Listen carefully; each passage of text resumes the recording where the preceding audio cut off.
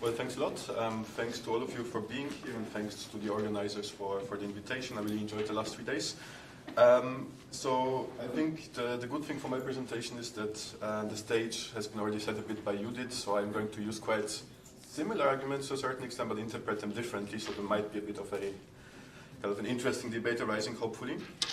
But just to give you some context, so this project dealing with legal representation of natural entities is embedded in a slightly bigger project. So just before the right-wing government took over power in the Netherlands, I managed to snatch some money for some controversial ideas. So I have 6 years now to pursue this project. And the project on my side is divided into basically 2 streams. I'm going to talk about the second one, so the representation issue, a bit more today.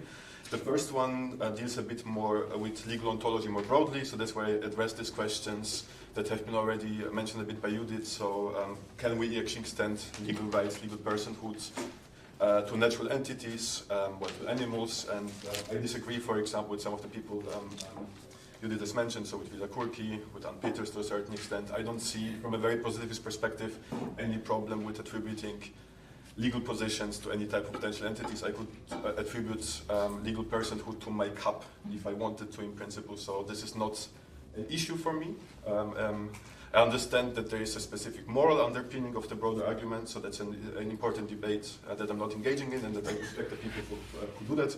But from a purely legal positive point of view, for me, this is a not really important issue. So I start with the assumption that yes, we have instances, concrete cases where legal rights and legal personhood have been attributed to non-human entities, especially ecosystems, mountain ranges, rivers, whatever you want to look at. And what does that mean for questions of legal representation in particular? Because I agree that, and based on a couple of the theoretical underpinnings of my thinking, which is mostly based in new materialist and post-humanist theories, but in a slightly different interpretation, a non-Latourian one, so I'm kind of moving a bit away from Latour to other people. So I agree that there is a specific agential capacity to non-human entities, but I also see that I don't see any type of, on a more metaphysical perspective, any type of volitional agency possible at these levels. And even the people with whom I kind of interact in this new materialist, post-humanist perspective, they agree that in order to be able to let's say, make those voices of those non-human entities visible in the law, we need instruments of representation. But the question is, are the ones that we have so far for the other types of agents that needed representation sufficient to actually access the types of interests and preferences, under quotation marks, that these types of entities might have? Connected to this project are 2 PhD projects. One focuses a bit more on kind of a critique of legal concepts underpinning the rights of nature discourse. The other one focuses a bit more on the critique of property rights discourses from the point of view of indigenous, in particular Quechua perspectives in Peru, which is something that I would have really loved to do myself, because I see a lot of overcutting issues in between the type of post-human thinking that I try to apply and indigenous perspectives, but I just don't have enough of an idea of that, so that's why I hired somebody who has. So let's see what comes out of it. Okay, so starting from from the perspective that there are specific entities that have been ascribed legal rights and legal personhood, how do we manage to represent their interests, their kind of agential capacities sufficiently through legal types of institutional solutions? So I would like to start with sort of a case that has been described as the Lorex problem by Harvey and Burdenheiden. The Lorex is sort of this mystical creature in one of Dr. Seuss's books who speaks for the trees, in case you're interested to follow up on that. So the Lorex problem, the way they define it, would be that there's always a problem with trying to represent the interest, the types of preferences potentially that natural entities might speak. There's always some violence. That's not fundamentally new, right? Because we also have the same types of problems to a certain extent also with other types of agents which cannot voice clear legal volitions, intentional states. So we already have this advocatory violence problems.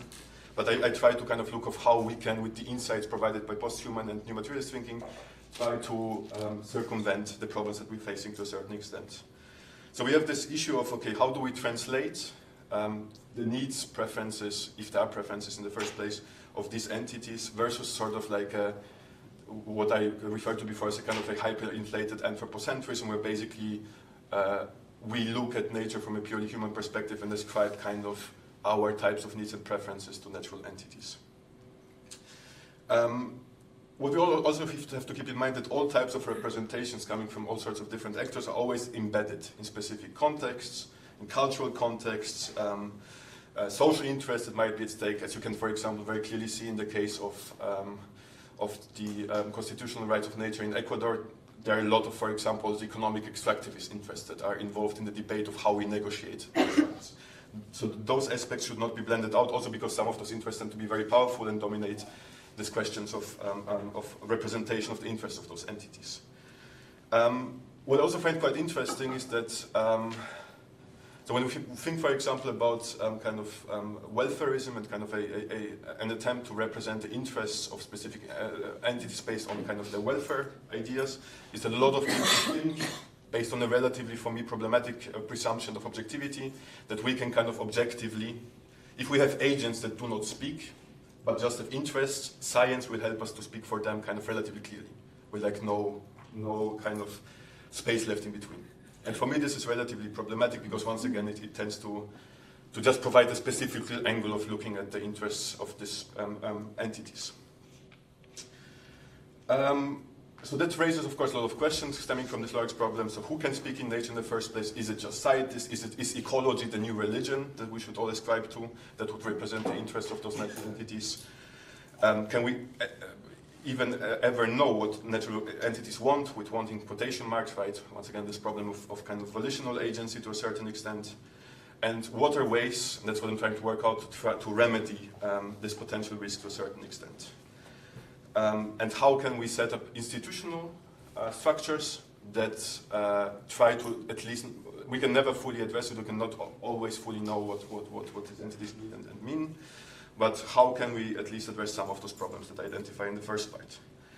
And of course, there can be, I find this kind of argument by Dario Vargas from Kanzu relatively interesting, like, okay, how far could this go institutionally? So should, for example, a judge who is trying a case where the natural entities are involved ingest ritual plan to understand what the forest wants when it comes to mining license in Amazonia? Is this what I'm kind of talking about? Well, maybe not necessarily, but maybe other people can do that for him and then represent it to a certain extent.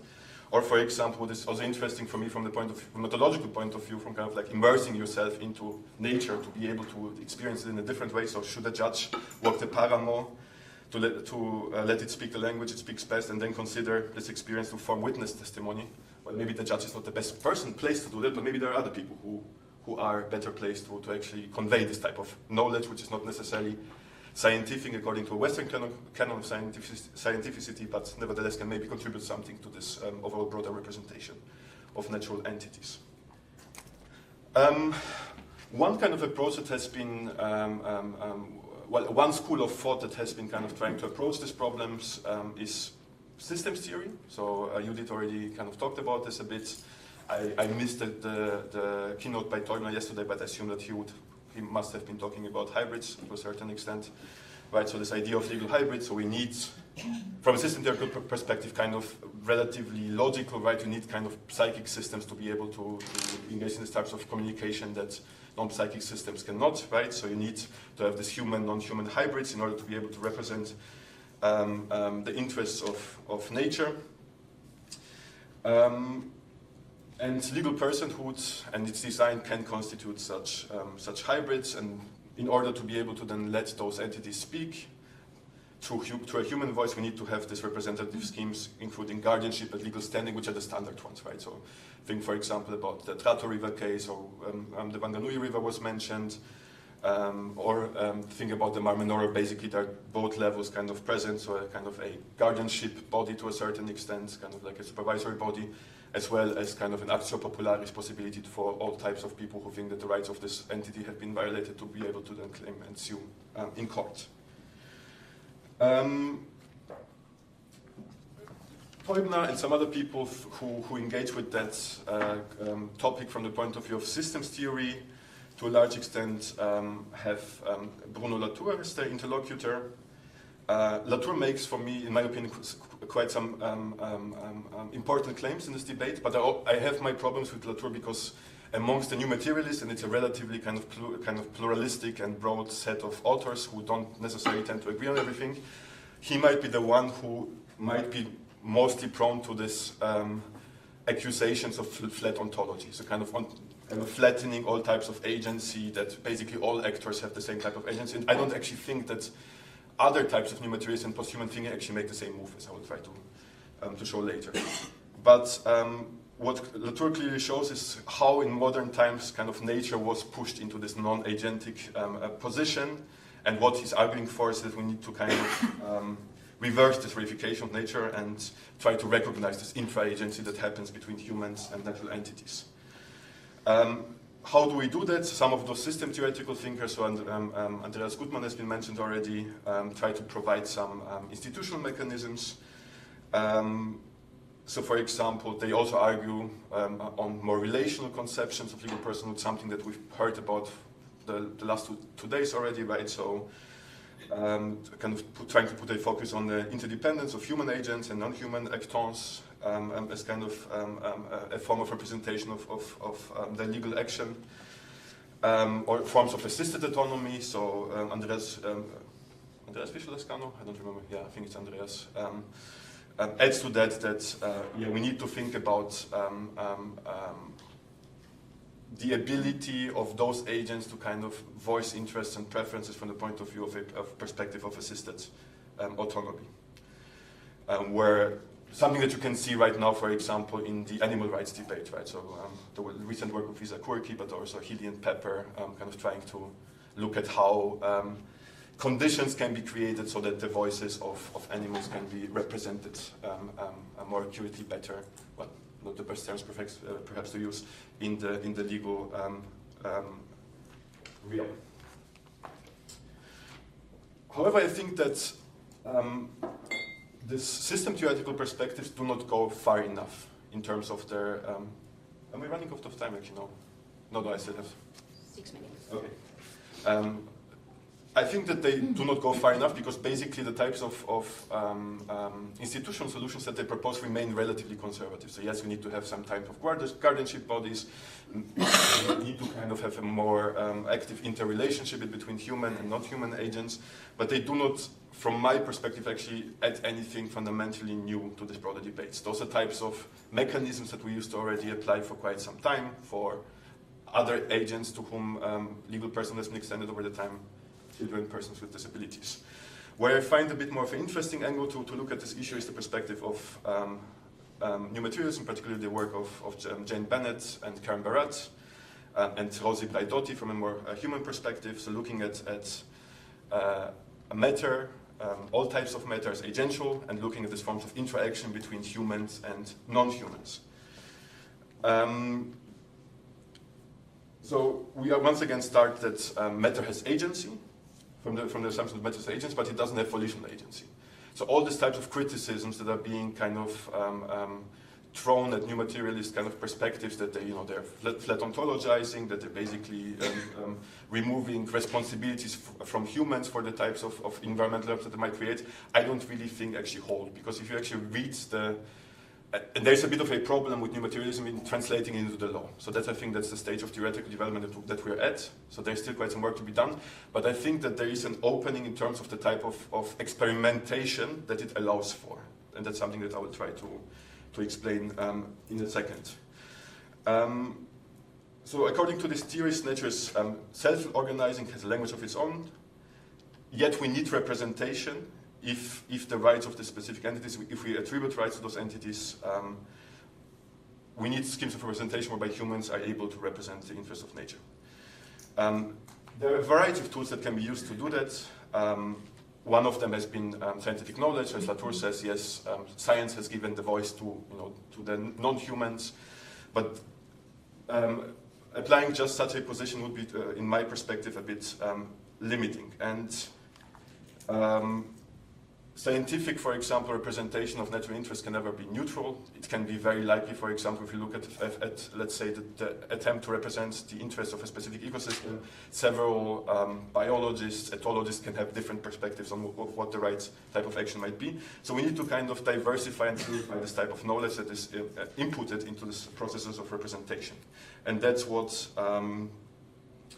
new materialist perspectives to a certain extent allow us. So they kind of call on us to remain perceptually open, while acknowledging that we'll never fully be able to know what the actual interests of those entities are, because they don't have the same type of language to communicate them. But what this entails, this kind of perceptual openness, is that in particular we need to focus on, let's say, subaltern perspectives, on those who have been always excluded from the types of legal forms of representation that we've always applied. So what Braidotti, along the lines of Gilles Deleuze, for example, would refer to as nomadic languages. So what would, for example, feminist perspectives, indigenous perspectives add to, let's say, to these perspectives of representing non-natural entities? We also perhaps need new vocabularies, rather than legal personhoods of specific entities, kind of like a identity-based kind of ontology. Relations, for example, is one of the approaches that is being explored at the moment in the scholarship. So we need to move a bit away, perhaps also from the type of language that we are using, and we need to establish and kind of allow the space for more channels of communication between human and non-human members to kind of allow for sort of a concept of embedded subjectivity. So it's not only about, let's say, scientific ecologies, like in earth jurisprudence, for example, being the new priests of the religion of ecology representing specific entities. It's a broad diversity of different actors, ethologists, arborists, indigenous people, shamans, for that matter, that can actually add something to this representative processes. So they argue for more forms of experimental representation, with a view that attributes a kind of agency and imputes a form of subjectivity to collectivities that include non-human and even non-living elements, and which can be represented legally by relying on various epistemic inputs from scientists to shamans, from all types of other agents. And once again, I do not have yet the universal answers, because this is an exercise of experimentation, right? It's more kind of about an invitation to extend the types of and processes of representation that we were applying so far. So what are my kind of preliminary results in addressing this Lorax problem that I mentioned in the beginning? So an embedded form of representation based on relational closeness, which opens up more channels for representatives to communicate with the represented natural entities and share the results with the rest of the world, including courts, might be a way forward. So like opening up, let's say, the possibilities of agents who can actually speak on behalf of those natural entities. This should provide an alternative to the classical guardianship model that has been applied, where the risk of advocatory violence is relatively high, as we can see, for example, in simple kind of legal kind of representational schemes for persons with disabilities. And sometimes that would mean that listening to non-human nature rather than speaking for it thus becomes the more critically important role. And we need skilled listeners that are able to translate the signals that are coming from the agential capacities of those natural entities into the legal realm. Do we see something like that already? And here, I think that's where I disagree mostly with Judith. I think that there's some already attempts that have been taken to establish this form of embedded personhood a bit more broadly. So this kind of more relational approaches, including many more actors that have a stake in those specific, in the well-being of specific ecosystems, for example. So that Tepo Tupua in the Wanganui case is sort of the legal case of the Wanganui River. Yes, those are humans, obviously, who represent the nature, but that doesn't necessarily mean that there is not sort of a interaction that happens between let's say, entities and the human representatives. So for example, if I remember correctly, birds and the way birds fly and the signals that they send play a quite high role, for example, for the advisory body, for the Tepo Tupua. So it might sound a bit obscure sometimes, maybe perhaps, but I think that this is perhaps one of the ways forwards. And the same with the Atrato River case that actually Fischer-Lescano relies quite about and Goodman, or the Mar-Menor Committee of the Representatives, maybe less so, but yeah. And one last thing, maybe if I may, of course, legal representation is quite important, but thinking about representation theory more broadly, it's not just about standing in for natural entities, for non-human entities in form of legal representation, but it's also about standing for as a form of representation, so kind of more political ways of representation. And there we also see a lot of interesting initiatives developing all across the world, actually, including, I don't know, for example, the Embassy of the North Sea in the Netherlands, or and one that I like, particularly in the last kind of times, the Conference of European Water Bodies, where you have a lot of lawyers, ecologists, hydrologists involved in these initiatives to actually recognize rights or legal personhood for various rivers across the world who come together and then kind of try to push this agenda a bit further. Okay, as you can see, it's still very much a work in progress, but yeah, thanks a lot for listening today.